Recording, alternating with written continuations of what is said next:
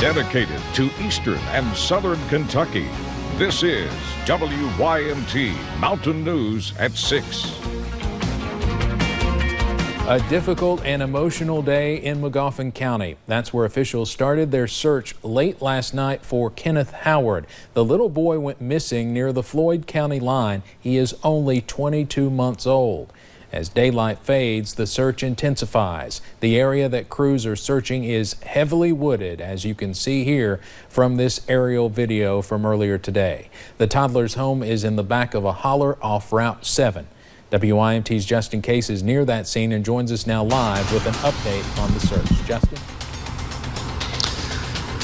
Steve, right behind me, you can see a number of cars leading all the way down to a home down there. Now, we are told that the child may have walked out of the back of a home that's about a quarter of a mile behind that home, further into the holler. Now, officials say the family searched on their own for a while before contacting police. I talked with many of these search teams out here. Many of them say that they've been out here since about 8:45 last night, and they have not left the scene since. Now, there are canine crews, helicopters, drones, off-road vehicles, and people searching on foot. Teams here at the scene say many of the people out here are volunteers from across the region. As of right now, there is still an active dog search. I don't have a number of dogs, but several on the grounds. There are a fresh set or team of dogs, if you will, from various areas, and we're still getting calls volunteering other dogs to search, and I know that more are on the way. Steve, needless to say, this is a very difficult time for everyone out here searching as they continue to find Kenneth. Now, everyone out here that knows Kenneth and knows his family, I mean, this is personal. Even for the people that don't know them, this search is only intensifying, like as you said, as the sun goes down. Now, they just want him found. And WYMT's Marianne Fletcher talked with a family friend about Kenneth, and she has more. 22-month-old Kenneth Howard is known to be curious. He was real interested in getting into everything, but he's smart. But his imagination has led him to trouble. Dad was sat on the front porch talking, might have been with one of his brothers, and I think the child got out the back door. Since Sunday evening, family friend and director of MAGOFFIN County Emergency Management Robert Prater says they have searched the hills of southern MAGOFFIN County looking for this blonde-haired, blue-eyed little boy. It's a bad situation. It really is. And for a child that size to be gone this long, it's rough. Tip Conley is a family friend who says as daylight fades, he worries more for the child. Many call Bubby. I'm just hoping that it happens soon.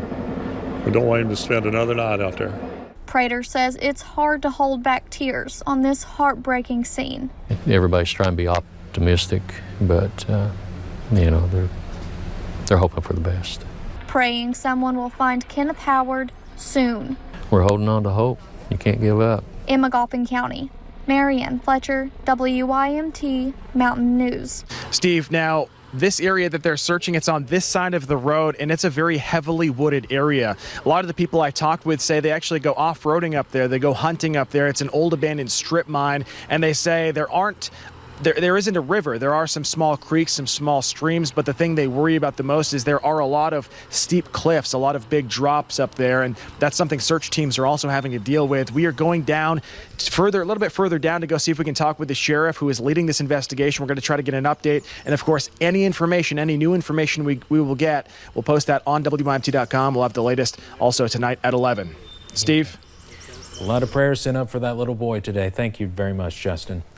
Tonight, a Bell County man faces some serious allegations. This is Devin Singleton. State police arrested him this afternoon. From a complaint warrant, we learned investigators say he abused a 3-month-old child in March. That child was taken to East Tennessee Children's Hospital. The warrant does not detail what he might have done. Singleton faces a first-degree assault charge. Police say what started out as a shoplifting case turned into a dangerous situation for employees of a Knox County store. Investigators say this man, 19-year-old Cameron Brummett, tried walking out of a shoe store without paying. When a store employee stopped him last week, deputies say Brummett pulled out a gun and said he would not give anything back. He was eventually arrested. Brummett faces a charge of second-degree robbery. Meanwhile, police still need your help finding a man who robbed a gas station in Knox County last week while wearing a ghillie suit. Officials say he was driving the vehicle you saw just a bit earlier. They believe it could be either a 2012 Jeep Liberty or Commander with one of the brake lights out. Anyone with information should call police. There's a delay in a Perry County murder trial. Jury selection in Harold Hayes' case was set to begin today. In August, police say Hayes killed Terry Stidham.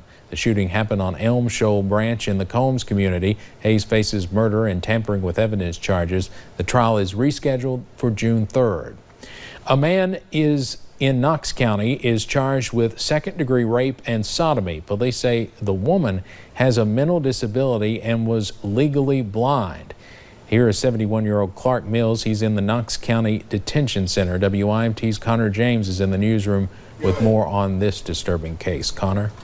Steve, police say Mills picked up the 29-year-old woman from the Girdler community of Knox County. From there, he took her to a room at a motel he rented in Bell County. Her mother, who is her legal guardian, says she did not know where her daughter was. A family member later saw her getting out of Mills' car. When she got home, she told her mother what happened. Mills knew about the woman for about 2 years, mostly from picking her up as a church bus driver. So again, this is why he has been arrested and charged with rape and sodomy, is due to the fact that the female has a mental disability and she's legally blind. Now, Steve, when Mills was questioned about all of this, he did admit to all of it. He also admitted that he was aware of the mental disability. Connor, thank you. Elkhorn City is cracking down on its ATV and UTV riders. The Elkhorn City Police Department posted to its Facebook page this weekend that an influx of reckless driving complaints has forced the city to end its leniency on ATV and UTV laws. The post has since been removed from Facebook following negative community feedback. But Police Chief Bobby Sexton says the post was misunderstood, saying the city has not added or taken away any laws, but will be stricter in enforcing the laws already in place. He said the Facebook post may be gone, but the police department will still be following through with its warning. I'm going to answer the complaints, and if you do wrong, I'm going to arrest you. And if you're doing right, you'll never hear from us. So if you go through town and you're obeying the traffic laws, more than likely you're not going to see our police officers. It's those that don't follow the rules that are going to see probably the worst end of the department. Sexton said the best way to continue riding in the city is to do so safely while policing yourself and the people around you.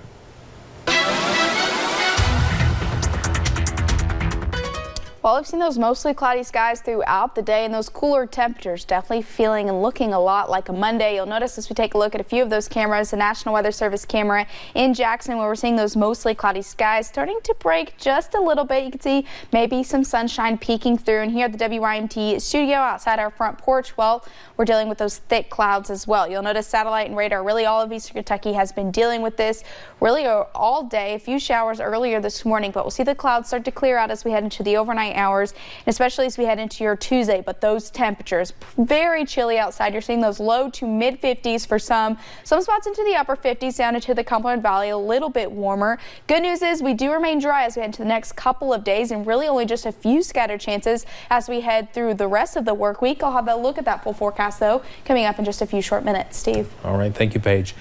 A driver hit multiple cars near the Double Quick in Hazard Wednesday evening, and police are still looking for the person behind the wheel. WYMT's Macy Marie talked to one of the victims of the crash today, who says she and her family just want some answers.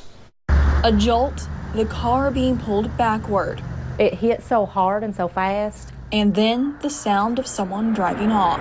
But why did they leave and not check on these people? The crash feels like a blur to Nora Hall. We didn't hear no brakes, no nothing. She, along with 3 other drivers, were victims of a hit and run at this intersection in Hazard on Wednesday.